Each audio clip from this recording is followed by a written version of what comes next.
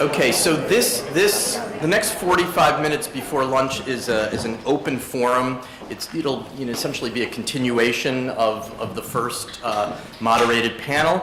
I want to make 2 points. One is that my understanding is that, and I haven't tried this yet myself, that people are having trouble connecting to the Wi-Fi. Follow these 6 steps, and I've been told you will reach Wi-Fi nirvana. The second thing is I want to reintroduce again Kavita Berger and Emily Billings from Griffin Scientific. They are going to facilitate this session, and we're going to have roving microphones in the audience for all of you. So everybody really, this is participatory session number 1. So let's get into it.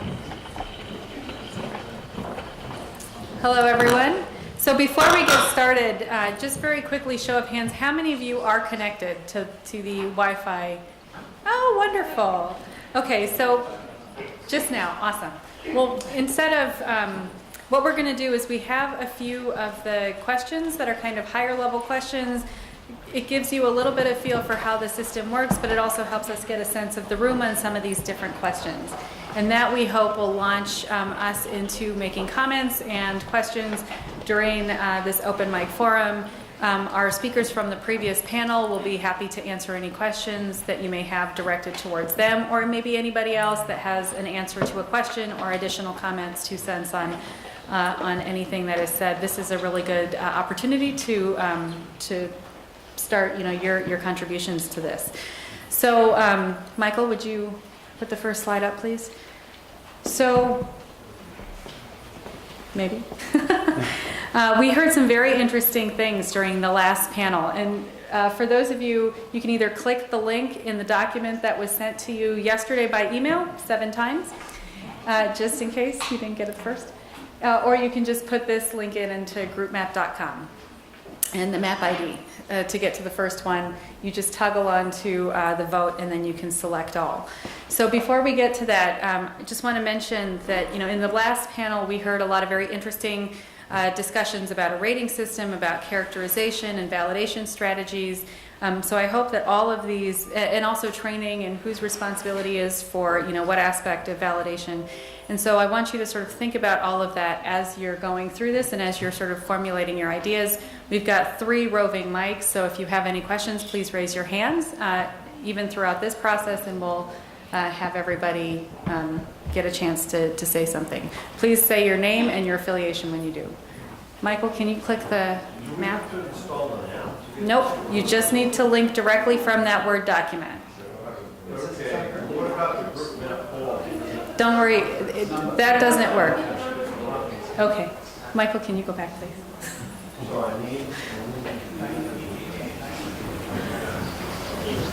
Can you go back, Michael?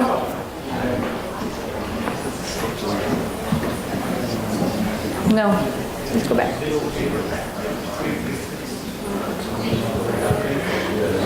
There we go. It's also in the body of the email that Kirsten sent. All you need to do is click the link and it takes you directly there. Yep, so just as a reminder, to access all of these maps, you can either enter that code at groupmap.com or click on the link in the email that Kirsten sent.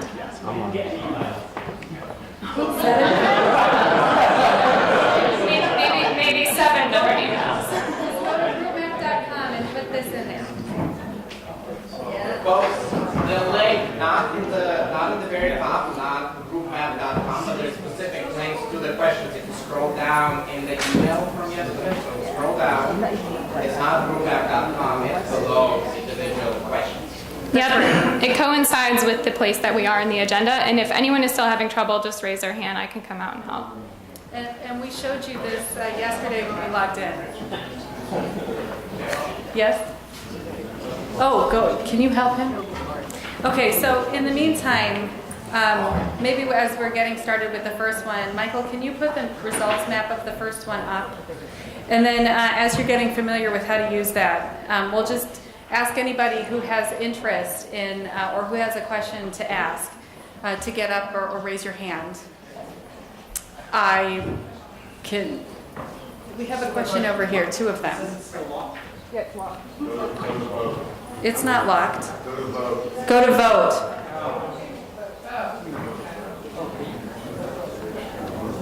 There we go. We got some people voting. So the first question that we've asked is, what are the most difficult issues pertaining to irreproducibility in research antibodies? And so this is just sort of to get a sense of the room. So it looks like lack of uniform practices and lack of uniform standards is rising to the top. Inconsistent reporting.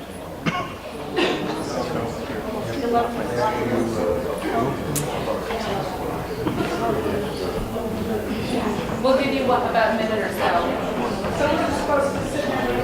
Select all that apply. It's a multiple selection. If you voted, then you're done. I don't know how to get there. So we can also do this while we're having the discussion. So does anybody have any initial questions? Yes?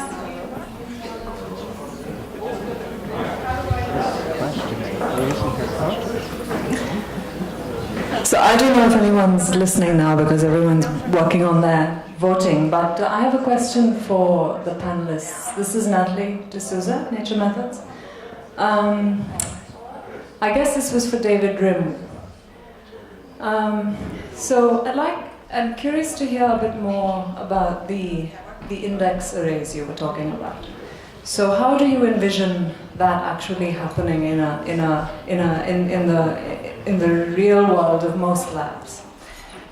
So you were talking about, cell lines or tissues that have known expression patterns of a protein, an antigen of interest, and using that to test reproducibility and test performance of a set of tools.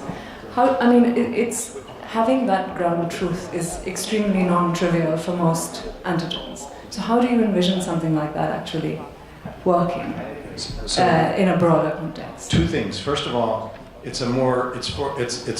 there's two contexts to use it in. First is in a mature situation, and the situations that I described, that is PD-L1 or ER or HER2, are mature antibody situations you want to validate an antibody. The second is in the discovery mode, and we do it that way all the time. And we have no idea what the antibody should bind. And so we have a TMA that we made in our lab that has 20 examples of 20 different tumors.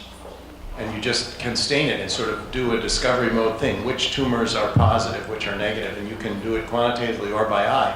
But it introduces you to a broad range of possibilities. And sometimes we're interested in protein X and we're interested in breast cancer. So we look at 50 or 100 breast cancers on a test TMA. And that can be the first step. Even if it's an unvalidated antibody, that is, it's been validated by Western blot, they don't guarantee it works. If you see dynamic range, that is, if some cases are negative and some cases are positive, that can be your first step. But you're not going to do that kind of validation with an early stage antibody. That standardization is for a later stage question than a discovery-based question. Does that answer your question? Yes, thank you. Thank you. So we do want to remind everyone that this is an opportunity for you also to share your point of view, including if it differs with what we've already heard. So we've got four comments in total. Let me just amplify on what David said. Can you use? So, again, Sunil, by the way, I'm a pathologist.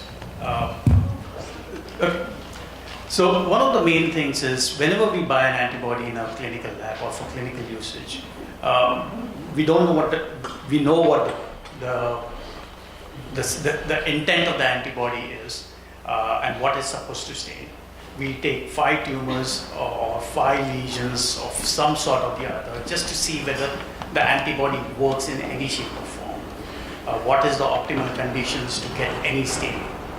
Once we do that, then we go to the TMA route and then say, okay, is there something here, or is this just something that a big level of and nothing going to happen out of it. So first step is optimization of the staining conditions using 5-10 tumors. Next, TMA. Next is a clinical sample set that we want to study. There's 2 here and 1 over there. Yeah, Simon Goodman, Merck. Yeah, of course, I completely echo what David says, but I would point out that, of course, you can do it preclinically as well. So I work in translational area, so I do exactly what David does. Thank you, David. But in addition to that, I've just got sort of large arrays of ATC validated, GBSI validated cell lines as well set up. So I go through exactly the same procedure and basically footprint or fingerprint the reagents that I'm using and compare it to the translational profiles. I mean, many, of course, academic laboratories are generally not going to have quality human tissue material, but you can certainly get hold of recombinant cell lines, transformed cell lines, and make your own arrays without any problem at all. It's cheap, it's easy, it's commercial providers, and it's a really good fingerprint for exactly the reasons David pointed out for the tissue arrays. Works well. Hi, I'm come from Origin side. Actually, we developed quite a lot of monoclonal antibodies in the past couple of years, and I hear this meeting. Everybody trying to say who is the responsible party for the ultimate validation. Everybody knows it's a very cost procedure. I mean, we in Origin we spend a lot of effort, money on this. I mean, but when we deliver the antibody to the end user, people still say, okay, this thing doesn't work for me. But in certain cases, it is because of the condition or the experimental procedure. But we do see, because we work a lot on the pathology side, we do see we maybe can borrow some of the procedure pathology used to use, because they used to have a Nordic QC or UK NIQUAS. So it's a kind of a very neutral organization. They collect all the data from all different users. So in this way, you get all the validation, all the feedback, and it's not quite biased from the vendor side. It's from the end user. So in this way, you can post all the information on the website. Then people have a clear vision which one works. I think that might be a suggestion I can propose for this meeting. And also elevate some of the costs on the user side and also on the vendor side. So may I ask you, if you look at this list in terms of the user validation methods that you've collected thus far and the cost, where on this list do you think that would fit most appropriately? Up here, where you have high sort of, a lot of folks thinking that these are significant issues, or maybe down here where fewer folks think that that's an issue? Sure. I think for the antibody validation, especially for HC, because due to the heterogeneity of the human tissue, even like a HER2, only 25% of the breast cancer are HER2 positive. So even you stain the the breast cancer tissue with your HER2 antibody, if it is negative, does not mean your antibody doesn't work. Could be because of the heterogeneity of the gene. Even in certain cases, like the ALK case, only 3 to 5% of non-small cell lung cancer has that protein expressed. How can you really validate in this case? I think in this way, you have to really do a very extensive validation. And in terms of all these questions, I haven't really read it in detail. I think it's a collective effort. Everybody should contribute. Because right now, everybody talk about shared economy. I would say, can we do a kind of like a shared effort to make this work better? That may be the best way. I mean, the vendor do some contribution, and also the user from the user side, because that might be the solution. I mean, GBSI could play a critical role in this way. I mean, just like Nordic QC or UK NIQUAS, you can collect all the information from different users and from vendors, host all this message on board, so everybody can have access. Yeah, because sometimes certain like stem cell antibodies, for our vendor, we don't have the like stem cell culture facility. How can we validate also antibody for the end user? Maybe only end user can use it. Yeah. Okay, thank you. Can you hear me? Hello? Sorry. You can hear me now. Okay, so my name is Frances Weiss Garcia. I'm wearing two hats here. I represent core facilities in academic institutions primarily. So I'm on the executive board of the Association of Biomolecular Resource Facilities. I also develop brand new antibodies at Memorial Sloan Kettering and Rockefeller University. And core facilities in general want to be part of the solution. And I think we're uniquely positioned to do so, and there's several areas that we could spend our energy. The question I have for the panelists, as well as all the attendees here, is where should we be spending our energy? We are the boots on the ground. We understand the technologies. We are the ones talking to the postdocs, to the graduate students. We are the ones appalled by the fact that they're confused by the cloudiness in their tube, or why their antibody, which works in immunohistochemistry, doesn't work in flow cytometry. We can provide educational resources not only in the graduate program and the postdoctoral programs, but also when they come and use our facilities.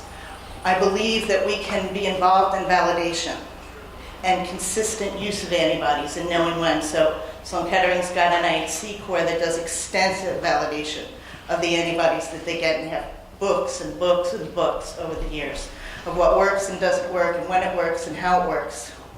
And the other aspect that I'm wondering, and I've spoken to two journals who are thinking about whether this would work, is scientists who read the scientific aspects of a paper should not have to worry too much about the technical aspects of it if they don't want to.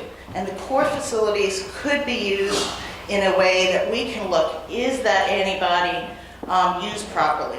Does it have the right validation? Is this technique, is there enough data in that technique to actually reproduce the data? And not necessarily to keep a publication from being published, but to at least list the caveats that are put down based off of the technical information. There may be other ways, but those are the three top ways that we have discussed being able to be part of the solution. And to us, this is key, because all of our technologies, immunohistochemistry, immunofluorescence, flow cytometry, chip, they're all dependent upon good antibodies, and we cannot facilitate science without this effort succeeding. Thank you. So as we have one question back here, we do want to go to the next map, but one of the things that we want to point out is that several comments, you see the 1 and 2s, several comments on here are sort of highlighting some of the issues. For example, in this bottom one on reselling antibodies, we have an individual in the audience who suggests that perhaps not enough people know that this is actually happening. So if you don't know, how do you solve the problem? How do you figure it out, right? And the other one, inconsistent reporting. Perhaps one of the solutions is a standard method for information sharing, where everybody is shared, where everybody require the same things. So these are things that will come out throughout the entire 2 days, but really sort of think about. And these maps on the results side, you'll be able to see what people say and can contribute. So, please sort of use this as a way of sort of thinking about the rest of the workshop as well. Michael, can you go on to the next one as we have? Yeah, I have a couple of questions. First of all, the idea of concordance. And there's a paper by Barba et al., 2008, Upstart, which is really excellent. But it's not very exciting when you figure out the levels of concordance, taking 3 cell lines, growing them 3 hours, 3 cancer cell lines, growing them 3 hours, and then asking antibodies that you would expect to be in all of them, what their distributions are. So it's going to be a really hard job to do concordance. And I love this paper, I think it's great. But I have another question which is a little more important, and that is, I run the DSHB, and we sometimes get large collections of antibodies in that are very minimally characterized. And we just have 1,000 that we put on the shelf from the Common Fund and Johns Hopkins and the company in Puerto Rico.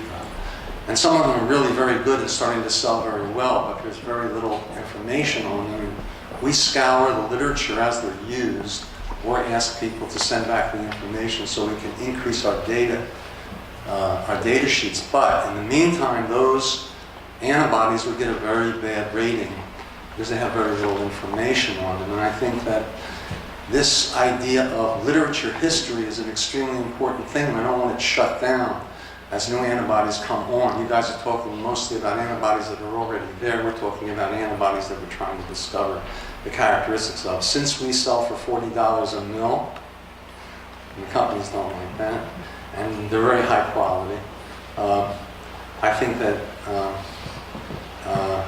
this has to be a worry. And I have one more idea, and it just happened. We do a lot of model systems. We don't just do humans. We do Drosophila. We have one of the biggest Drosophila collection, et cetera, et cetera. And we were just approached by the zebrafish community. They're having a meeting with all the PIs, I think it's here, in a couple of months, for zebrafish, because they don't cross-react very well, and they need antibodies. And the idea is for us to produce 100 or 150 of the most important antibodies that the community decides on. That's 200 and something PIs. And then they do the characterization and send it back to the DSHB. Then we maintain them and sell them to them for $40 a mil. So there's ways to do this, but I'm really worried about putting strong restrictions on antibodies that already exist might stifle some of the ideas of having to expand the collection of antibodies that are excellent. All right, that's my worry. Could you please state your name and affiliation? David Saul, DSHB. Thank you. Okay, Michael, could you switch? Oh, I'm sorry. No, I'm going to take a moment. We have one more question, and please haven't been up for a while, if you don't mind. Sure. We're going to go and open up the poll if you guys have it already open. The question is, what antibody characteristics are most critical to assess? And while that's going, please. I can talk later, let us answer this. And my comment, it is more of a comment, is pertinent to all the questions. My name is Atul Tandon. I have been in the commercial world, antibody world, for the last 25 years. My first company was Neo Markers, and as Neo Markers founder, we licensed most of the standard clones of the academic world to the company. During the 9-year period, we had more than 1,000 hybridomas from all over, very well characterized in-house. Then after that, we made 20,000 polyclonal antibodies to every human protein, characterized them by immunohistochemistry on paraffin sections, kind of what Dr. Matthias is doing wonderfully.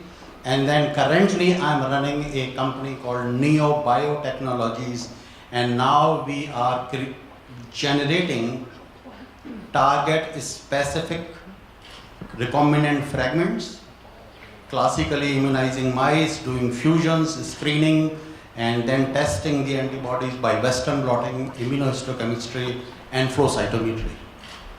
And I like to share my experience of generating all these antibodies and testing them in different platforms. And to my biggest surprise, and this is the experience, I tell you that the antibodies which are absolutely gorgeous, single band, sharp band in Western blotting, they do not work. Generally, they do not work in immunohistochemistry paraffin sections. And by the same token, I have seen absolutely no background, strong signal on the paraffin sections. I would have predicted that they would be great in Western blotting. They do not work in Western blotting. So I have come to the conclusion that there is really no way of predicting, looking at the results of one method, that whether the antibody will work in the other application or not. Okay, And I see it over. For the sake of time, I think we'll move on. But I think to reiterate what you were saying, it's the issue of being able to predictive measures, translating the results, validation results from one assay or application to another. So what you guys can see here is it looks like people have identified specificity and cross-reactivity as the top two characteristics that are most critical to assess when validating an antibody. We have a couple comments as well. Maybe something to point out here is that perhaps we haven't captured and maybe this is in functionality, but the ability of an antibody not to react. So specificity means it reacts with what it's supposed to. Cross-reactivity means it doesn't react with what it's not supposed to, but then there's that additional parameter.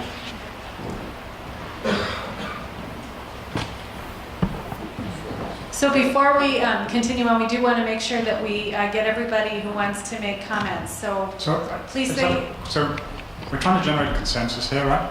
Well, so right now we just want to have a platform for people to sort of say, what is of interest, what are some of the key issues, what are things that they would like to address, what some of their perspectives are.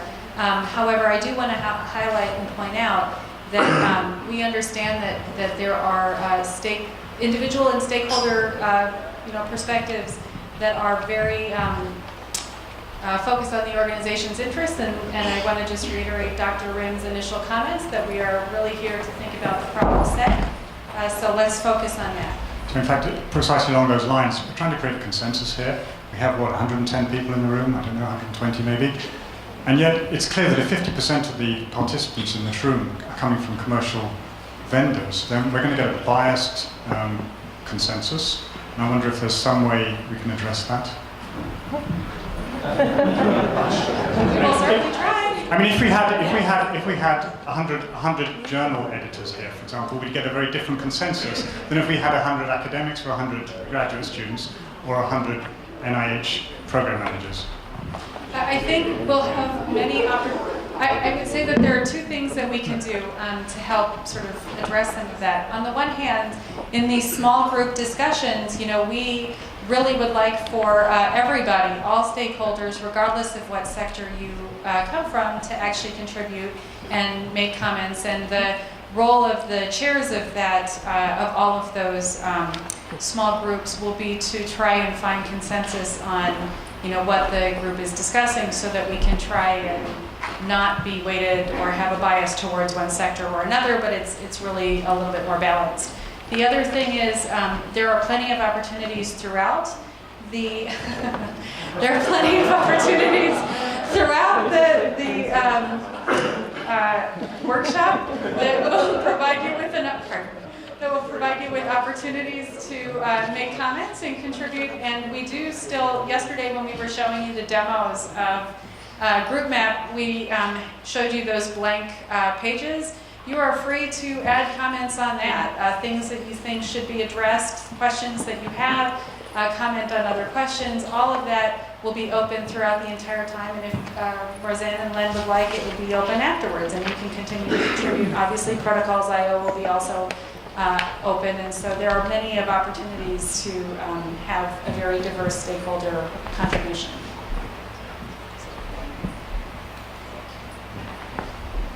So Michael, could you please move to the next slide?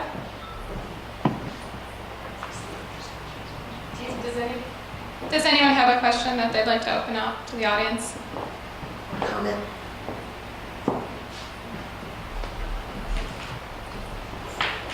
So this next question that we're asking really draws on a lot of the discussions that we had earlier today, and also previously published research and the online dialogues. And it really is, what strategies are essential but not necessarily prohibitive for validating antibodies. And this is sort of walking us more towards practical approaches for validating antibodies. And so this is the code. In about 30 seconds, we'll go to the map.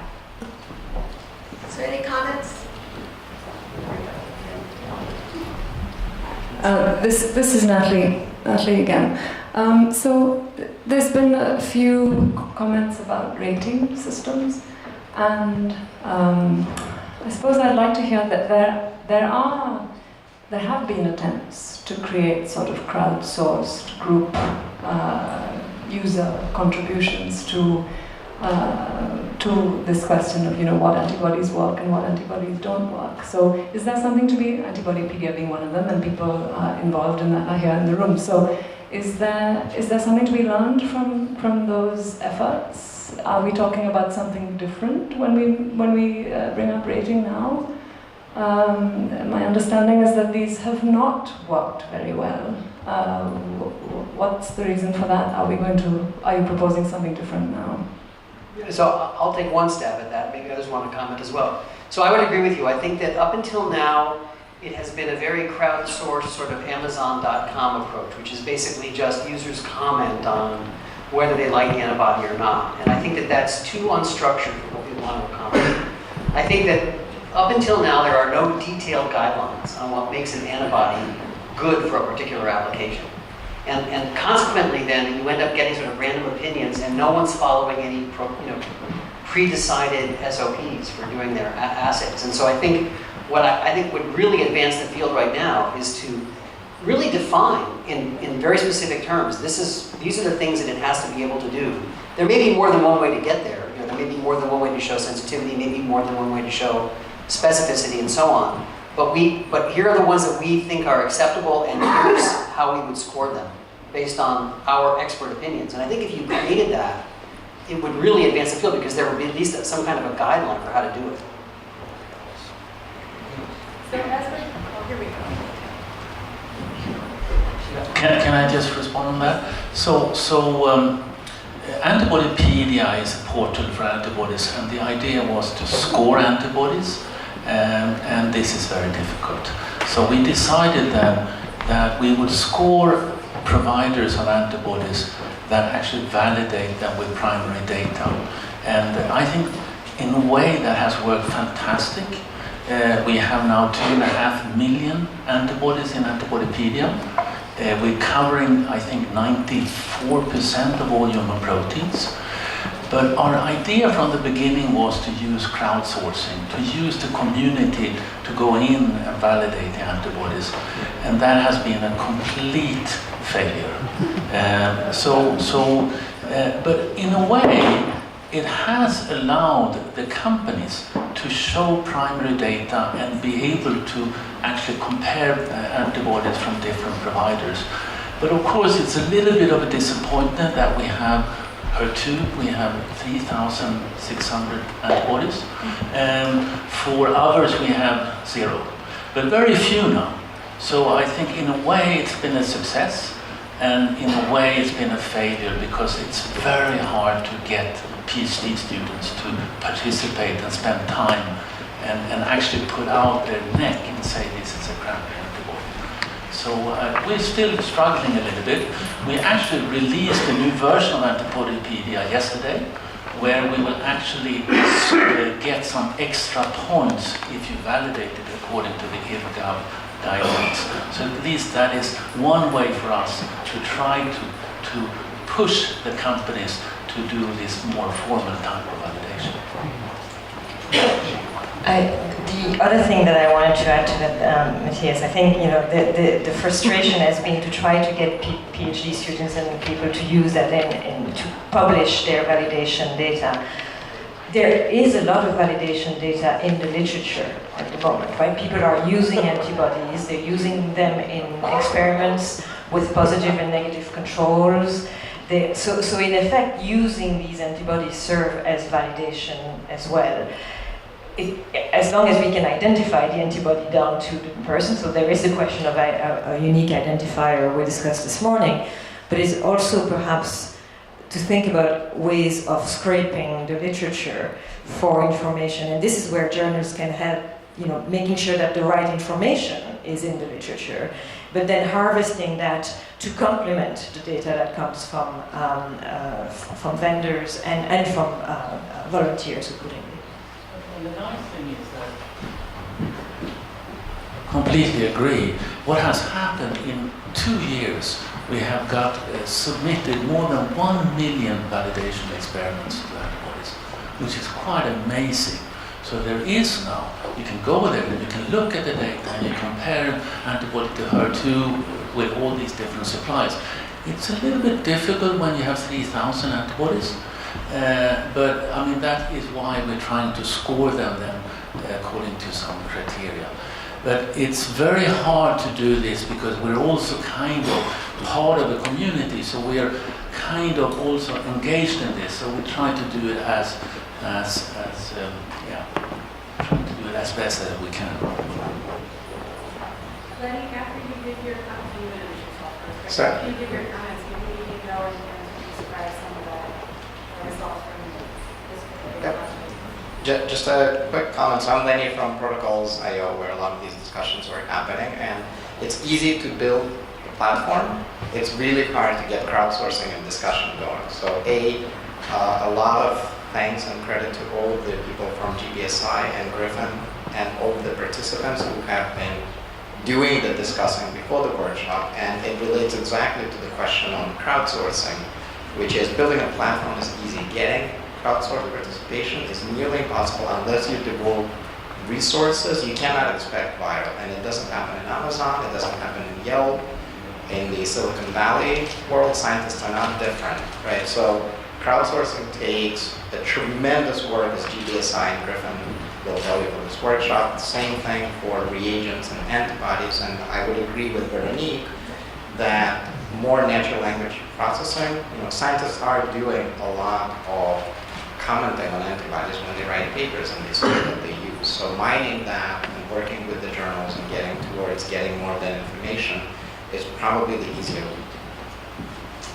So we have a few other comments over here, but we've gotten some interesting comments on the validation strategies. Sure, so as you can see, many of these relate to genetic approaches, so either the use of siRNA-mediated knockdown or knockout. And so a couple things to take with you into the small group discussions. There's several comments that indicate that this approach between siRNA and knockout can be very different in terms of scalability.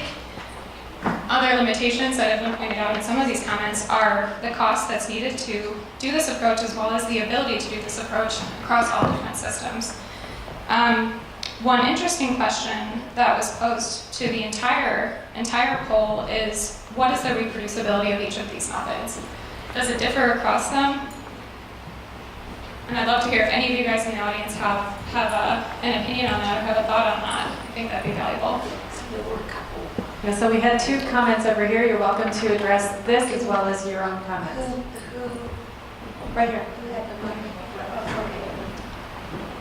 Please say your name and affiliation. So I'm Anand.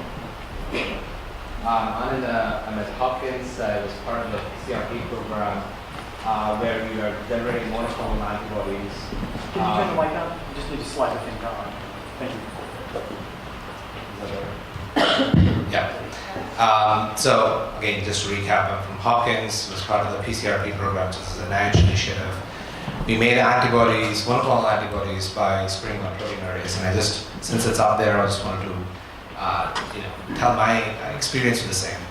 So, cost-effective and monospecificity, sensitivity, all of these parameters get addressed by proteinurase. So, if you have one chip which has all your human proteins in native conformation, and you throw your antibody that you think is specific on that, and it binds to the target of interest with that specificity that you hope for, and it doesn't bind anything else. Our data for the last 1,500 antibodies that we have made now shows that there's an 80% correlation with its success in downstream applications. And the applications we tested was IP Western blot. And there's a very strong correlation if you use native for IP, if you use denatured array for Western blot.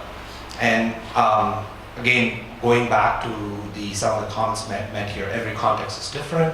So if you cross-link the array, then it becomes correlated to IHC. So we are seeing all these very good indicators. They are not 100%, they are not going to be perfect, but at least you have one platform where everything's expressed at the same level, and you don't have to worry about the heterogeneity of human tissues, about the heterogeneity of cell lines, and you at least have a starting point. Again, this is a screening protocol, it's not the end point, it's a starting point. And it really is very cost effective if you think about the amount of money you're going to put in validating everything. Ratings can be made because you have a quantitative output of your antibody. You can say, this is the amount of recognition I'm getting, so you can start doing specificities that way also. Thank you. So that actually raises two very interesting questions before we go on, right? So one of them is what I consider as tacit knowledge, or sort of knowledge that's tied to how different labs do validation approaches, right? How they do the experiment.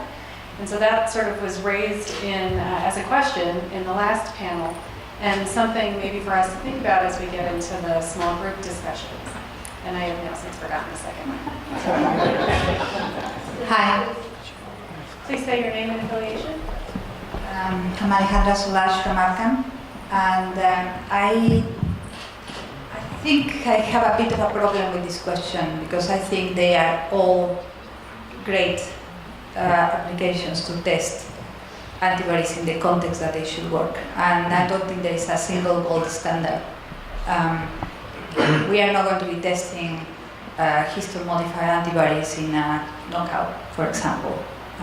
You really need to take the applications or a combination of applications for something that basically, depending on how it's going to work. For example, we could be doing a knockout on a particular target. If you find that it doesn't actually recognize the target, ideally you would want to go that step further with an array, for example, and see what is the protein that is recognizing. So I think that's a very interesting comment, and will lead very nicely into sort of how we think about application-specific validation strategies. And so as you're in the afternoon sessions and you start going through, you know, what am I trying to test? What strategies or approaches would I use? To lessons of what Alejandro had mentioned really can come out there in discussions. Right, and we can have that opportunity to talk more broadly with the larger groups when we do the readout for that. I think that that's a great point, that they are all good, but perhaps what we should be ranking them by and thinking about in the afternoon is which are most economical. Because the perfect validation strategy costs nothing and is comprehensive. Of course, there is no such thing. But if we start there and then come, because some of these things, for example, multiple epitopes, you might be able to very easily do that. Because you're trying to generate an antibody, so you put in 3 or 4 different peptides, and then all of a sudden you have a tool for validation that you might have historically ignored that you already have in hand, no extra cost. So think also about not only their validity, but their economy. We have one comment in the back. Yeah, I just find it. I'm sorry. Matt Could you Baker, please stand up, please? Thank you. Matt Baker, Thermo. I find it interesting out of all those. I think those are good techniques. I find it interesting mass spec came in so low, and the fact that it is really the only methodology that gives you definitive sequence of binding. I think 2 weeks ago, we were at the site meeting. There was a lot of discussions and a lot of excitement about that. So just maybe some comments or opinions. So we'll have 2 last comments or questions, and then we'll break for lunch. Is that right? Or is it noon? One more question. One more question? 2.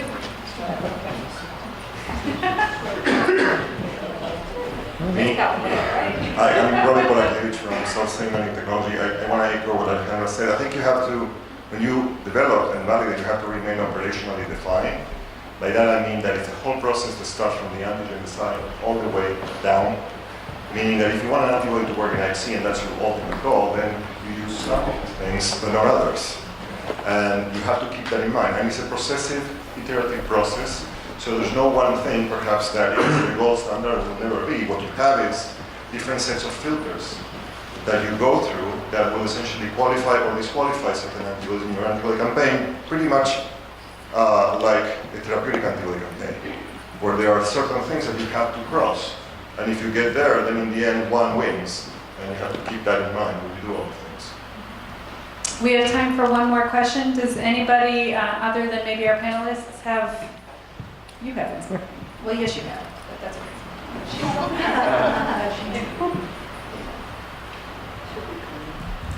Hi, I'm Sherry Wilcox from Sonologic. I just wanted to ask about, orthogonal and complementary is getting the most votes, and I think largely because it's the more direct to be able to do.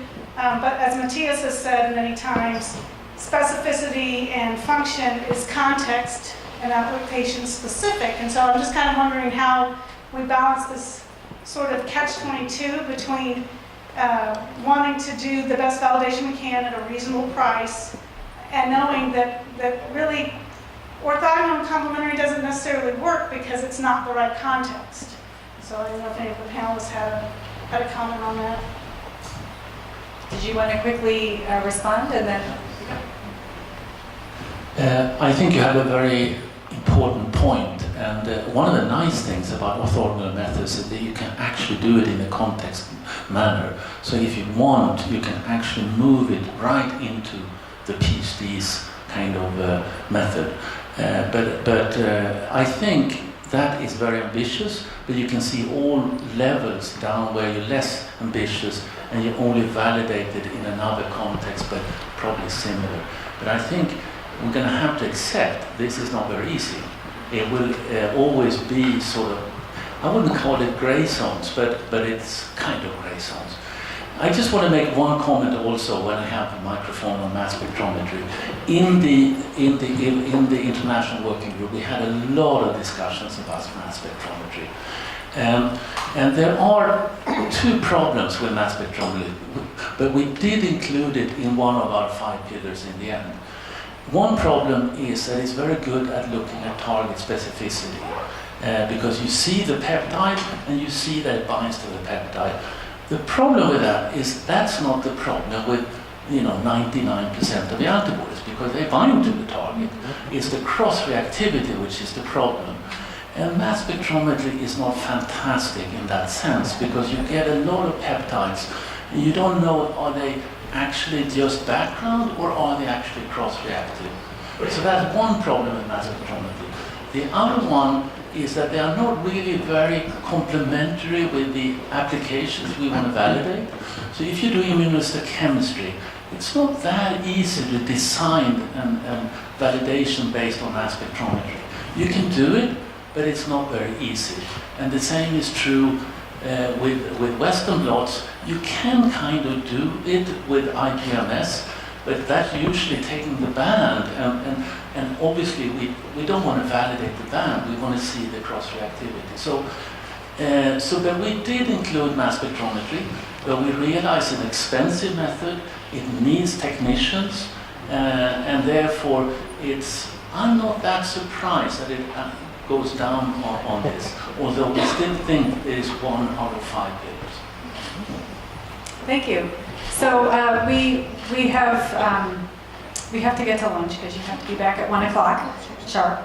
However, one thing that I do want to sort of mention is you hear that we have a lot of different sort of questions that are surrounding this, and we really hope, I don't know the plug for this small group discussion, right? We really hope that through that process of talking together in smaller groups about how you would validate, what you would validate for specific applications, that some of these questions about which methods are more or less effective under what conditions, or whether there's other considerations that need to be taken into account, and by what criteria would you determine a validated antibody. All of those will be discussed during those sessions, and over the next 2 days we'll be able to start to see more and more kind of awareness of whether there are things that we can do and whether there is a clear pathway, whether there are sort of certain types of methods that could help to demonstrate reproducibility, as well as maybe some opportunities for crowdsourcing that are beyond what we already currently have. So remember, this is a 2-day process. We've only just started, and so please, let's go forward. So lunch will be where we ate in the dining room, right? And then we come back here at 1 o'clock.